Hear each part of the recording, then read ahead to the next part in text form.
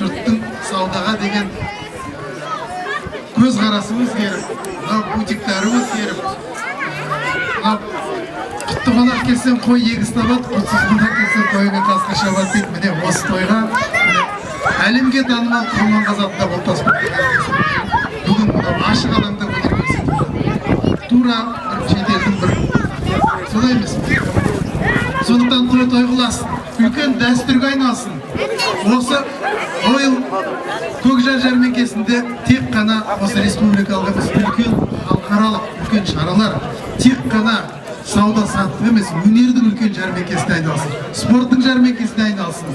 Бүкіл бір жыл бойы, 2 жыл бойы халық осы жәрмеңкеге келуге асығады. Құдайым соған жеткізсін.